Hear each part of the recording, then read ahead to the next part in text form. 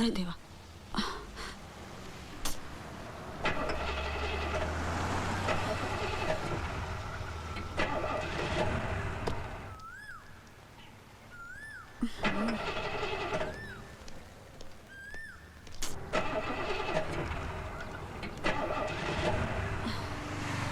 हाय.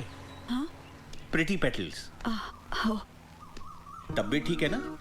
हो हो, गाडी बंद पडली. नाही अहो, आम्ही कामच असं निवडलंय की हॉस्पिटलच्या समोर कोणाची गाडी थांबली तरी असं वाटतं तब्येत ठीक आहे ना. नाही नाही, मी आमच्या मामांना बोलवतो. तुम्ही आत या ना. बरं आहे आता. ती आली नाही नंतर ड्रेसिंगला. मी मामांना पाठवतो आमच्या गाडीला काय झाले ते बघा. हो. या ना या. अरे डॉक्टर, छान म्युझिक वाजतंय. हॉस्पिटलमध्ये आल्यानंतर पेशंट्सना अगदी मरगळल्यासारखं वाटतं. मग रुग्णाचा आजार वाढतो म्हणून म्हटलं हे बदलायला हवं. I see this afterwards. Okay doctor. म्हणून मग म्युझिक. या ना या, प्लीज कम. मागे तिथे 5-6 बेड्सचं स्टे ओव्हर हॉस्पिटल आहे. इमर्जन्सी आली तर निदान होऊन स्पेशलाइज्ड हॉस्पिटलमध्ये नेण्यापर्यंतची उत्तम सोय आहे.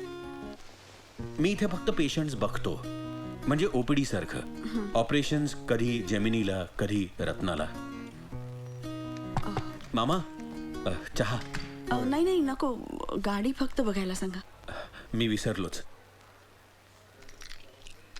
मामा बाहेर एक गाडी आहे ग्रे रंगाची.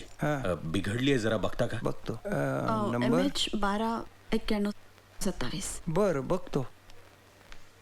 हां, मी म्युझिकचं सांगत होतो. मला शास्त्रीय संगीताची आवड आहे. सर, आज गुरुवार आहे, 3 वाजले. जेमिनी हॉस्पिटलला व्हिजिट आहे.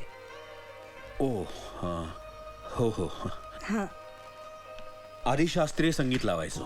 सगळे तरुण डॉक्टर्स म्हणायचे खूप बोरिंग आहे, डिप्रेसिंग वाटतं. म्हणजे रॉक पॉप आणि ढँटडँटचा प्रश्नच नव्हता. मग मंत्रबिंत्र सुचवले आमच्या तृप्ती मॅडमनी. तर वॉर्डमध्ये एक पेशंट बाई घुमायलाच लागली ते ऐकून.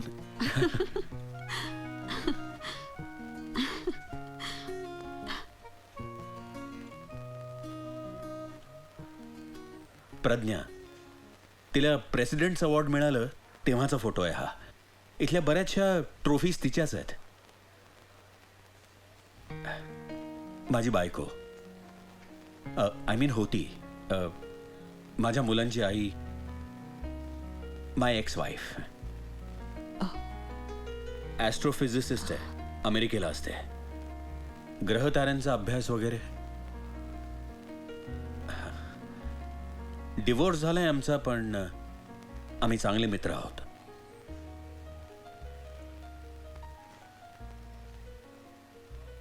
कोण आहे तो या? काय माहिती, गाडी बंद पडली म्हणाल्या. हां. पण हे बघा,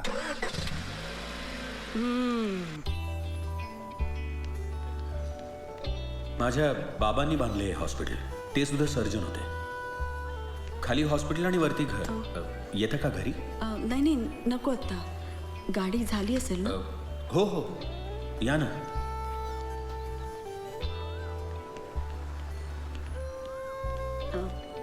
किती छान जागा आहे इथे. बाग का नाही करत? खरं केला प्रयत्न, पण माळीच पळून गेला. झाडांचा जीव गेला आणि मग मी कानाला खडाच लावला. झाडं लावणं सोपं आहे हो, पण जगवणं फार कठीण आहे.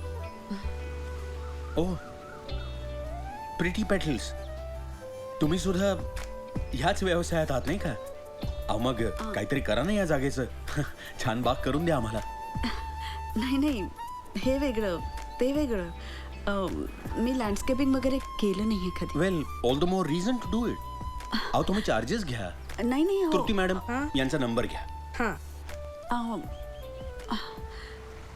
9822456056.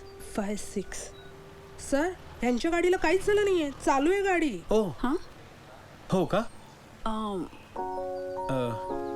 सो थँक्यू किल्ली थँक्यू. असू दे.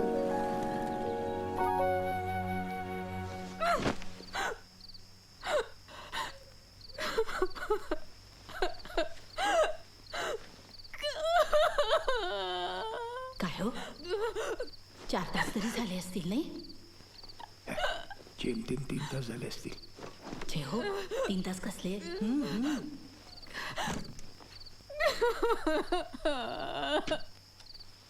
3 कसले? 4 तास. आधी फोनवर तासभर नुसती भांडण. हां, मग ते अर्धा तास मेसेजेस सारखं टाईप करून करून बोटं कशी तुटत नाहीत की यांची. हा, त्यानंतर पलंगावर लोळून कोकळणं चाललं होतं. आणि मग अर्धा तास फेकाफेक 3 तास झाले. अहो, तास कसले मोजताय? आपली लेक का रडते हे जास्त महत्वाचं. ही अनु कशी आली नाही अजून? तिच्याकडूनच काय ते सविस्तर कळेल. मी जाऊ का आत? जाऊ का 100 वेळेला विचारलं, एकदा तरी जाऊन आलात? तुम्हाला काय वाटतं हो? काय उमेश बद्दल असणार. मला वाटतं भांडण बिंडण झालं असं. भांडण कसलं, ब्रेकअप. 3 तास झाले.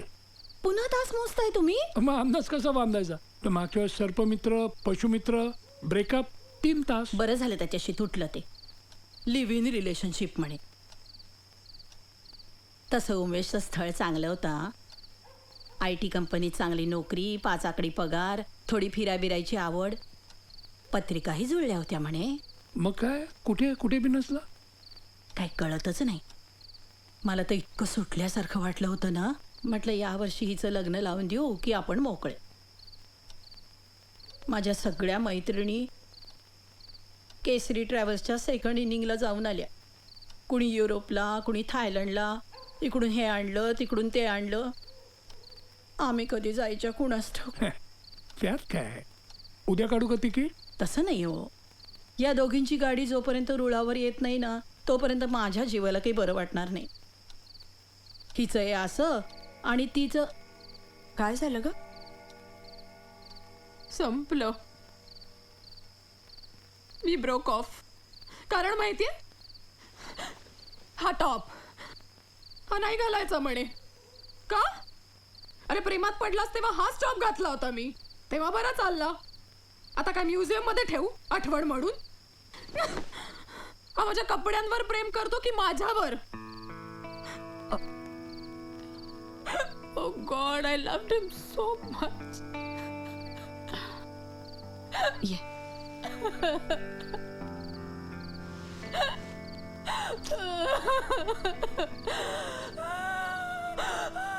बस बस बस, शांत हो बरं. शांत झाल्यावर विचार कर परत एकदा. आता काही विचार नाही करणार.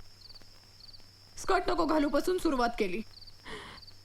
मग याचा का फोन आला, त्याचा का फोन आला, याला कशाला मेसेज केलास, अशीच का हसलीस, याच्याशीच का बोललीस. आज म्हणतोय हे कपडे घालू नको, उद्या म्हणतोय आहे ही नोकरी बरी नाही सोडून दे म्हणून. शिवाय गुमा आहे खूप. अनप्रेडिक्टेबल आहे. त्यामुळे मग सारखी धास्ती. याला काय वाटत असेल, हा चिडला नसेल ना, हा काय विचार करत असेल. आणि आपल्या आईचं एक तिसरंच, लग्न करा. अरे कसं करायचं लग्न? पदवीची भेंडोळी घेऊन स्टुडिओत जायचं, फोटो काढायचा आणि मग स्थळं बघायला सुरुवात. आम्ही मैत्रिणी त्याला शो लावणं म्हणायचो. माझा आज मॅटिनीचा, तुझा संध्याकाळचा कसा झाला, अशा गप्पा. एकदा काय झालं, माझे एकाच वेळेला 2 शो लागले. तसा मला मॅटिनीचा आवडला होता, पण घरातल्या सगळ्यांच्या मतानुसार लग्न झालं ते मात्र संध्याकाळवाल्याशीच. काय बिघडलं माझं? उत्तम संसार झाला. लग्न करायचं आणि ते निभवायचं. भीती वाटते.